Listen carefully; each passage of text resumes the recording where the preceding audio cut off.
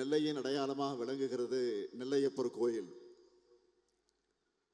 7ஆம் நூற்றாண்டில்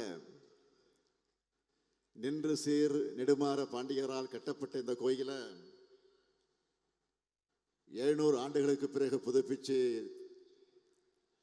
திருப்பணிகள் செஞ்சவர் நம்முடைய தலைவர் கலைஞர் அவர்கள். நெல்லையப்பர் கோயிலோட வெள்ளித்தேர் 1991 தீ விபத்தில் எரிஞ்சு போனது. கடந்த பிப்ரவரி மாதம் தான் இதே நெல்லைக்கு வந்தப்போ மீண்டும் அந்த வெள்ளித்தேர் ஓடும்னு அறிவித்தேன். மகிழ்ச்சியோடு சொல்கிறேன், இப்போ அதுக்கான பணிகள் எல்லாம் முடிஞ்சிடுச்சு. இன்னும் சில நாட்களில், அதாவது ஜனவரி மாதத்தில் முதல் வாரத்திலிருந்து அந்த வெள்ளித்தேர் ஓடும்னு மகிழ்ச்சியோடு நான் தெரிவிக்க விரும்புகிறேன். இப்போ நான் மகிழ்ச்சியில் மட்டுமல்ல பெருமையாகவும் இருக்கிறேன்.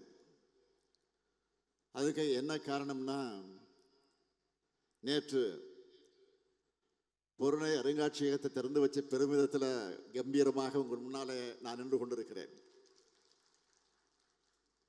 பொருணை தமிழனுடைய பெருமை, இந்திய துணைக்கண்டத்தினுடைய வரலாறு இனிமே தமிழ் நிலத்திலிருந்து தான் தொடங்கி எழுதப்படணும் என்ற நம்மோட வாதத்துக்கான சான்றுகளை அறிவியல் பூர்வமாக நாம் நிறுவியிருக்கிறோம். நாம் ஏன் கீழடி பொருணைன்னு நம்முடைய வரலாற்று தரவுகளை தொடர்ந்து உறக்க பேசிட்டு இருக்கோம்? தமிழர்களான நம்மோட பண்பாடு தனித்துவமானது, முற்போக்கானது, இந்திய துணைக்கண்டத்தோட நாகரிகத்தினுடைய தொட்டிலாகவும் உச்சமாகவும் இருந்தது நம்முடைய தமிழ் மாநிலம்தான். அதுக்கு பல இலக்கிய சான்றுகள் இருக்கிறது. ஆனால் இலக்கியம் மட்டுமே ஒருபோதும் வரலாற்று சான்றாகாது. எனவே அதை அறிவியல் ரீதியாக மெய்ப்பிக்கவும் தொல்லியல் சான்றுகளை சேகரிக்கவும் நாம் மேற்கொள்ளக்கூடிய காலப்பயணம்தான் அகழாய்வுகள். இந்த நிலையிலே தான் கீழடை தொடங்கி பல வரலாற்று இடங்களில் நாம் மேற்கொள்ளுகிற அகழாய்வுகளுக்கு ஒன்றிய பாஜக அரசு எப்படியெல்லாம் தடை போடுறாங்கன்னு தொடர்ந்து அம்பலப்படுத்திக்கிட்டு இருக்கோம். அவங்களோட எண்ணம் என்ன?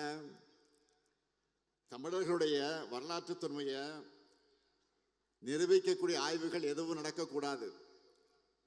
மீறி நடந்தாலும் அந்த ஆய்வு முடிவுகள் வெளியிலே வந்துவிடக்கூடாது. இப்படிப்பட்ட எண்ணம் கொண்ட தமிழ் மீதும் தமிழக மீதும் வெறுப்போடு செயல்படுகிற எதிர்த்துத்தான் நாம் இன்றைக்கு உறுதியோடு எதிர்த்து போராடிக்கிட்டு இருக்கிறோம். இல்லாத சரஸ்வதி நதி நாகரிகத்தை தேடி அலைகிறவங்களுக்கு கண் முன்னே நாம் வெளியிடுகிற ஆய்வுகள் தெரிகிறது இல்லை. அதுக்காக நாம் சோர்ந்து போய்விட முடியுமா? நம்முடைய கடமையிலிருந்து நாம் பின்வாங்க முடியுமா? நம்முடைய வரலாற்றை விட்டு கொடுத்துட முடியுமா? நிச்சயம் முடியாது. 2000 ஆண்டுகால சண்டை இது. இதில் நாம் தோற்ற மாட்டோம். நாமும் தொடர்ந்து அடுக்கடுக்கான சான்றுகளை வெளியிட்டுக் கொண்டே இருக்கிறோம். சான்றுகளை ஆய்வறிக்கைகளை வெளியிட்டால் மட்டும் போதுமா?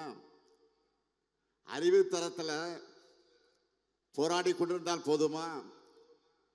அதையெல்லாம் மக்கள் மன்றத்தில் கொண்டு வந்து வைத்து இன்றைக்கு அந்த பணியை நிறைவேற்றி கொண்டிருக்கிற. அதற்காகத்தான் அருங்காட்சியகங்களை அமைச்சுக்கிட்டு இருக்கோம். 13 ஏக்கர் நிலப்பரப்பில் 54,296 சதுரடி பரப்பளவில் பொருணை அருங்காட்சிய அரங்கத்தை நான் திறந்து வச்சேன். தமிழ்நாட்டின் முதலமைச்சரா, தமிழ்நாட்டினுடைய தலைமை இயக்கமான திராவிட முன்னேற்ற கழகத்தின் தலைவராக மட்டுமல்ல, ஒரு தமிழனாகவும் நான் இன்றைக்கு பெருமைப்படுகிறேன். நான் இங்கே கேட்க விரும்புவது, உரிமையோடு உங்களை எல்லாம் பார்த்து கேட்க விரும்புவது, நீங்கள் எல்லாரும் குடும்பத்தோட போய் இந்த அருங்காட்சியகங்களை பார்க்கணும். பார்ப்பீங்களா? பார்த்தே தீரணும். இந்த நேரத்தில் இன்னொரு விஷயத்தை நான் குறிப்பிட்டாகணும்.